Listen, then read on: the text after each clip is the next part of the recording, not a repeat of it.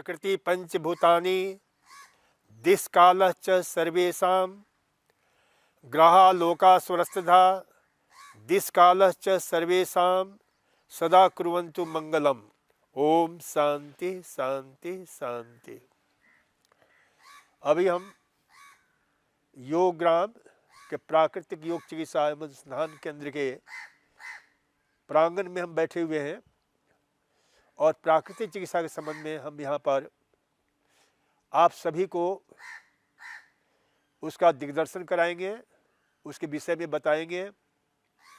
प्राकृतिक चिकित्सा में पंच महाभूतों की विशेष महत्ता है। मिट्टी, पानी, धूप, हवा, आकाश, इन्हीं से फैलता है स्वस्थ जीवन का प्रकाश, स्वास्थ्य का प्रकाश।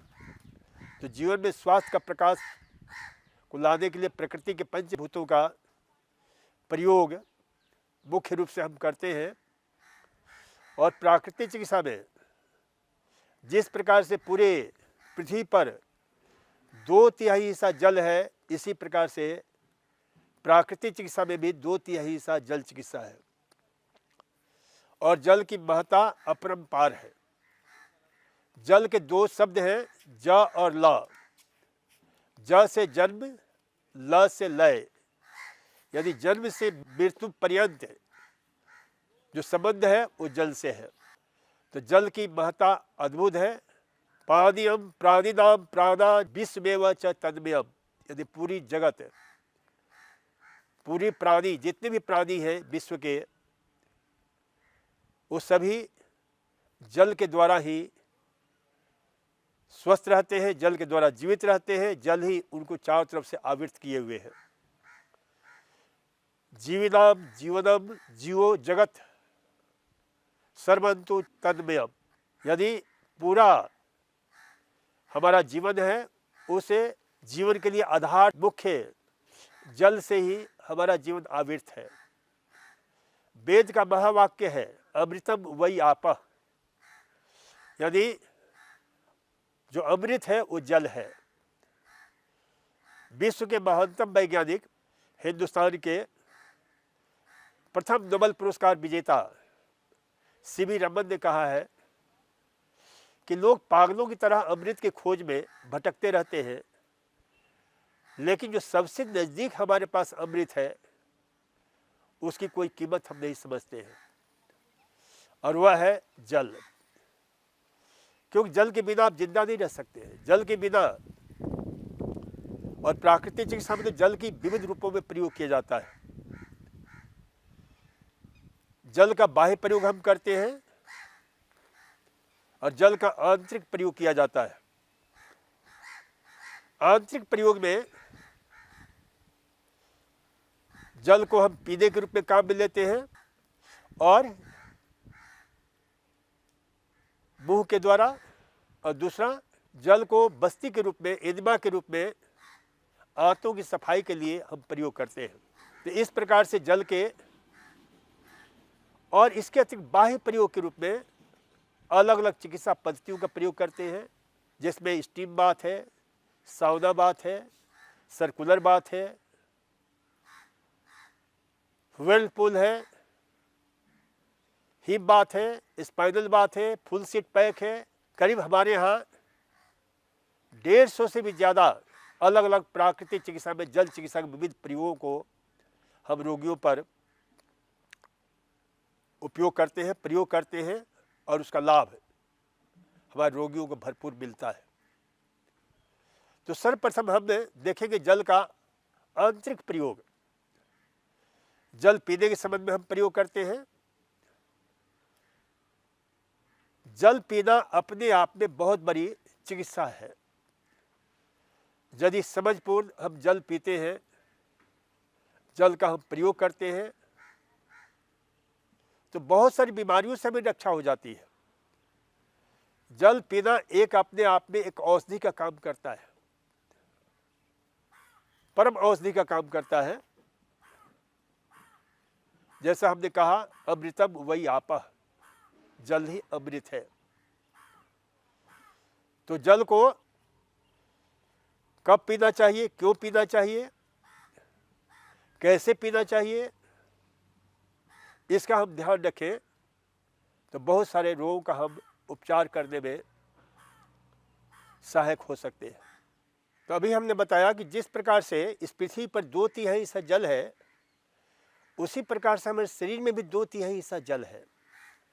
यदि किसी व्यक्ति का वजन 70 किलो है तो उसके शरीर में 40 से 50 लीटर जल है, और वह जल हमारे शरीर के अंदर हर जगह विद्यमान है। जैसे आप मेरे को सुन रहे हैं जल के कारण, देख रहे हैं जल के कारण, आप जो भी काम करते हैं जल के कारण, हृदय धड़क रहा है, नाड़ियों का स्पंदन, हृदय की धड़कन, सांसों की थिरकन, सब में जल की बहुत बड़ी भूमिका है। हमारा सोच, हमारा चिंतन, इन सब में जल की बहुत बड़ी भूमिका है। हमारे हर जगह जल कहीं हमारे अंगों की रक्षा कर रहा है, कहीं मेटाबॉलिज्म को व्यवस्थित कर रहा है, नियंत्रित कर रहा है, नियोजित कर रहा है। क्योंकि शरीर के जितने भी एंजाइम्स हैं, हार्मोन्स हैं, चाहे एक्सोक्राइन सिस्टम हो, चाहे एंडोक्राइन सिस्टम हो, चाहे न्यूरोक्राइन सिस्टम हो, चाहे पैराक्राइन सिस्टम हो, प्रत्येक में जल की बहुत बड़ी भूमिका है। जैसे हमने कहा कि आप देख रहे हैं जल के कारण। देखिए कि हम देख रहे हैं आंखों के टीयर्स फिल्म होता है जिसकी बहुत बड़ी भूमिका होती है हमारी देखने में, जिसमें 3 लेयर होते हैं, लिपिड लेयर, एक्वा लेयर और म्यूसिन लेयर, चिपचिपा जो होता है। तो ये जब एक्वा लेयर यानी पानी की जो परत होती है, जल की जो परत होती है, उसमें गड़बड़ी आ जाती है, और खास करके उन लोगों में जो लगातार लैपटॉप पर काम करते हैं, लगातार टीवी देखते हैं, वीडियो गेम खेलते रहते हैं, तो लगातार देखने से हमारी आँख की एक्वा लेयर डिस्टर्ब हो जाता है। ये हमारे आँखों का जो बरौनियाँ हैं वह वाइपर का काम करती है। इसलिए प्रकृति कम से कम 1 मिनट में 10-12 बार स्वतः हम पलकों को झपकाते रहते हैं ताकि हमारी आँख सही ढंग से काम करती रहे। लेकिन लगातार देखने से क्या होता है, वो लेयर की डिस्ट्रक्शन होने से हमारे आँखों में ड्राई आई सिंड्रोम हो रहा है। इस समय आँख में पानी की कमी हो रही है जिसके कारण खुजली होती है, धीरे धीरे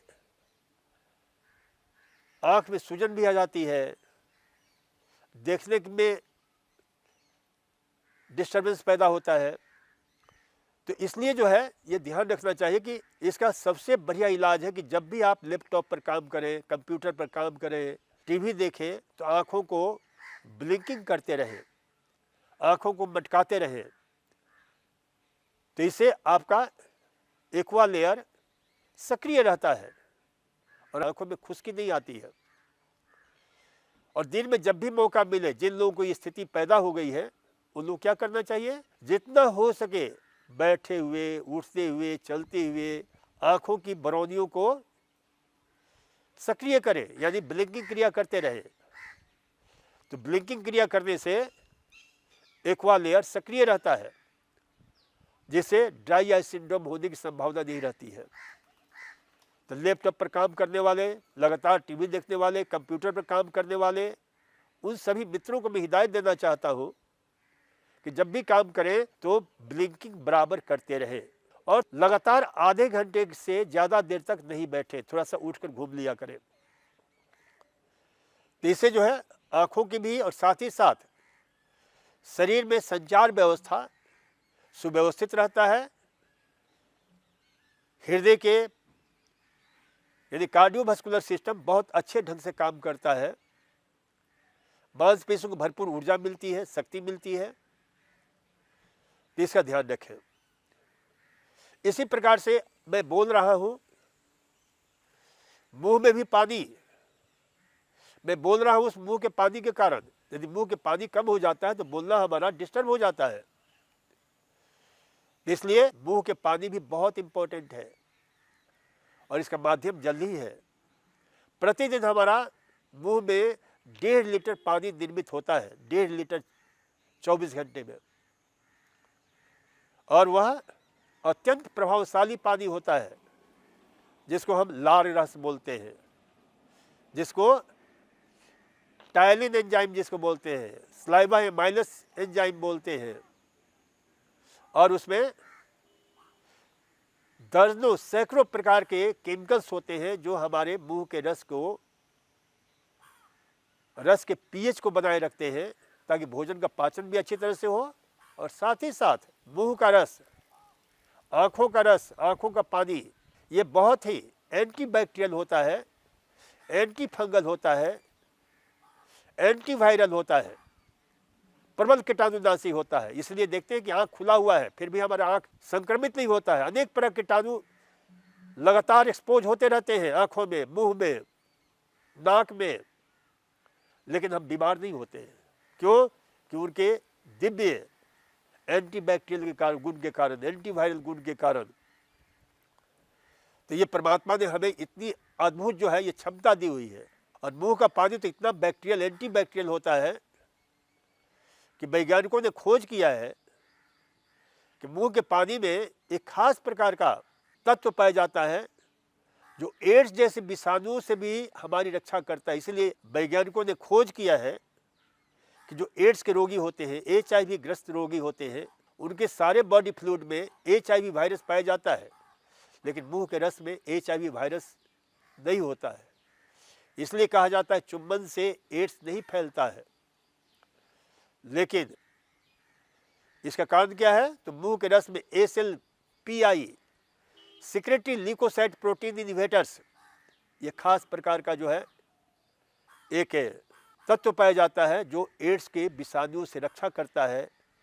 ये जो CD4 T सेल्स होते हैं, खास करके लिम्फोसाइट्स के अलग अलग स्वरूप होते हैं, अलग अलग क्लासिफिकेशन होता है, उनकी ये रक्षा करते हैं। इसके अतिरिक्त मुंह के रस में जबरदस्त रोगाणु को नष्ट करने वाला, घाव को भरने वाला एक तत्व पाया जाता है जिसको बोलते हैं हम EGF, एपिडर्मल ग्रोथ फैक्टर, जो घाव को बहुत जल्दी भर देता है। और यही कारण है कि हम देखते हैं कि जानवरों को घाव हो जाता है तो क्या करते हैं? वो कोई दवा नहीं लगाते हैं, जीभ के द्वारा चाट कर उसको ठीक कर लेते हैं, क्योंकि वह एपिडर्मल ग्रोथ फैक्टर और उसमें एक स्मॉल प्रोटीन हिस्टेटिन पाया जाता है जो घाव को भरने में और बाहरी संक्रमण से रक्षा करता है। यही कारण है कि हमारे दादी नानी के नुस्खों में कहा जाता रहा है कि कहीं फुरा फुंसी हो जाए, चेहरे पर दाग धब्बे हो जाए, पिंपल्स हो जाए, सुबह के बासी थूक को लेकर के चेहरे पर लगाइए, खत्म हो जाता है। तो इसके पीछे ये विज्ञान है। और यही कारण है कि सुबह के समय खाली पेट बिना ब्रश किए हुए 1-2 गिलास पानी खाली पेट पिए तो कम से कम 50 बीमारियों से हमारी रक्षा होती है। तो इस प्रकार से जो है मुंह का रस बहुत पावरफुल होता है। इसी प्रकार से हमारे प्रत्येक अंग में आप देखेंगे हृदय के चारों तरफ हृदय की रक्षा के लिए पेरिकार्डियल फ्लूइड है, फेफड़े की रक्षा के लिए फेफड़े के चारों तरफ प्लूरल फ्लूइड है। ये जितने भी जोड़ हैं, ज्वाइंट्स हैं, इन ज्वाइंट्स को टक्कर से बचाने के लिए, ज्वाइंट्स को रक्षा करने के लिए, ये देखिए परमात्मा ने हमारे प्रत्येक ज्वाइंट्स को कितना खूबसूरत बनाया है। इसमें जो लिगामेंट्स है, टेंडन है, उसे शक्तिशाली बनाया है।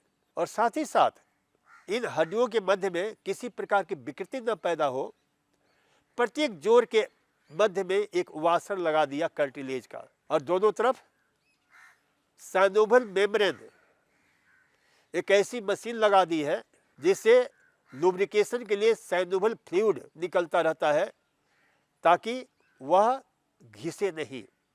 लेकिन हमारी नासमझी के कारण वह जल्दी घिस जाता है, और उसका परिणाम क्या होता है कि जोड़ के बीच में स्पेस कम हो जाते हैं, खास करके घुटने में, उसमें कुछ विकृतियां पैदा हो जाती है, डिजेनरेटिव चेंजेस हो जाते हैं, जिससे ऑस्टियोआर्थराइटिस विशेष बीमारी हो जाती है। क्यों हो जाती है? तो इसलिए कि हम उन जॉइंट्स को सही ढंग से काम में नहीं लेते हैं। एक उदाहरण समझें कि सामने दरवाजा है, उसको 6 महीने तक बंद करके छोड़ दीजिए, क्या होगा? उसमें से सारे जोर और कब्जे में से चों चों की आवाज़ आनी शुरू हो जाएगी, और आवाज़ नहीं होगी, बल्कि आप उसे खोलेंगे 6-7 महीने के बाद तो कभी कभी टूटने का भी डर रहता है, खुलता भी नहीं है। तो ऐसे ही हमारे जोड़ हैं, जोड़ को हम यदि काम नहीं लेंगे, प्रॉपर एक्सरसाइज नहीं करेंगे, तो क्या होता है? धीरे धीरे चों चों की आवाज़ आनी शुरू हो जाती है, उसमें डिजेनरेटिव चेंजेस शुरू हो जाते हैं और दर्द पैदा होने लग जाता है, क्योंकि उसके जो लुब्रिकेशन है वो सूखने लग जाता है।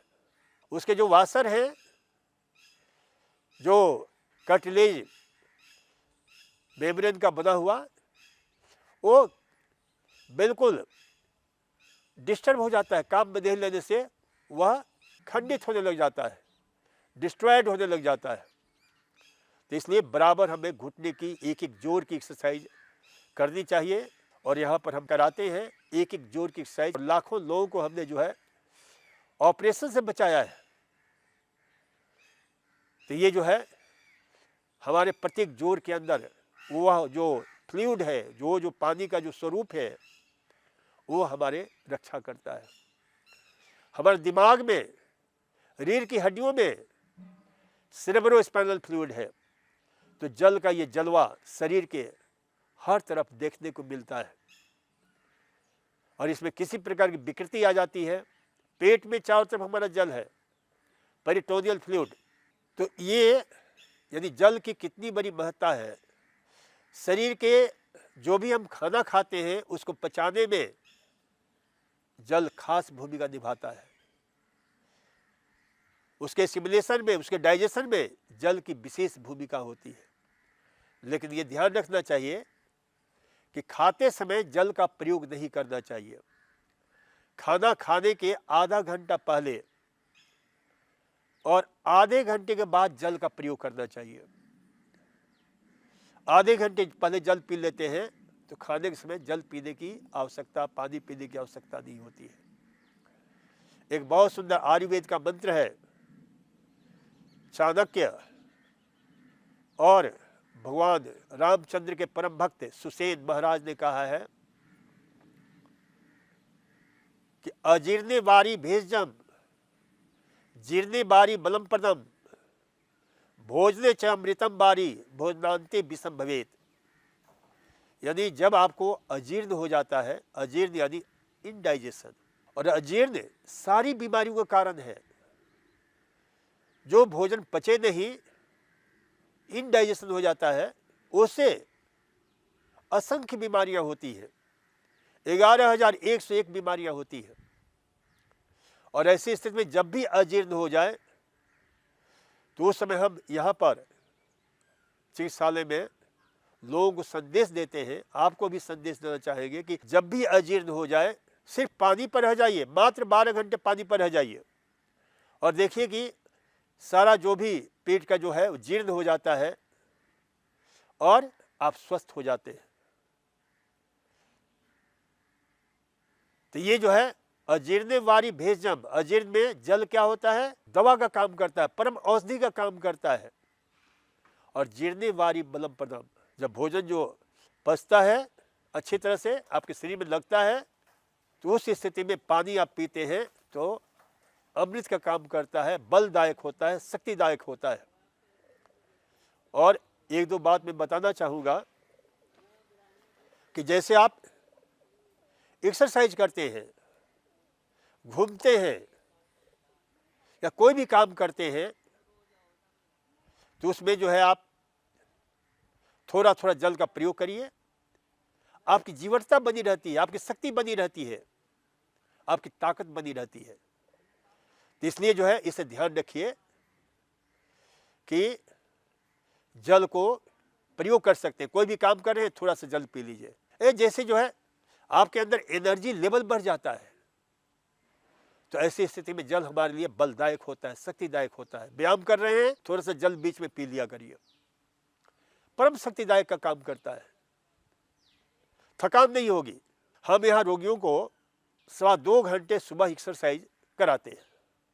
उसके पहले क्या करते हैं, नींबू पानी शहद देते हैं, जल के साथ, पानी के साथ। अब नींबू क्या करता है, जब हम प्राणायाम करते हैं, एक्सरसाइज करते हैं, नींबू सबसे दी बेस्ट डिटॉक्सिफाइंग एजेंट है, जो शरीर से विकार को निकाल बाहर करता है, गंदगी को निकाल बाहर करता है। आप देखते हैं ना, ताम्र पात्र कितना भी कूड़ा कचरा पड़ा हुआ है, एकदम बदरंग हो जाता है, नींबू को रगड़ देते हैं, बिल्कुल चमक जाता है, बिल्कुल। तो वैसे ही नींबू हमारे शरीर के अंदर जाकर के शरीर के एक एक कोष को सफाई करके चमका देता है। और उसका परिणाम ये होता है कि हमारे यहाँ के साधक 3-4 दिन में उनके चेहरे को देखेंगे, कितना ओजपूर्ण, तेजस्वी, ओजस्वी, ग्रेसफुल और ग्लोरियस होने लग जाता है। और फिर उसमें शहद मिलाया जाता है। शहद क्या है, ऊर्जा का परम स्रोत है, अजस्त्र स्रोत है। शहद को शरीर को पचाने में ज्यादा मेहनत नहीं करना पड़ता है और एक एक कोष में फैल जाता है पानी के साथ। तो 2.25 घंटे आराम से आसन प्राणायाम करें, कोई थकान नहीं होती है। जबकि उनको हम रोगी को यहाँ खाना कम से कम देते हैं, डिटॉक्सिफाइंग फूड देते हैं, फिर कहीं थकान का नामो निशान नहीं होता है।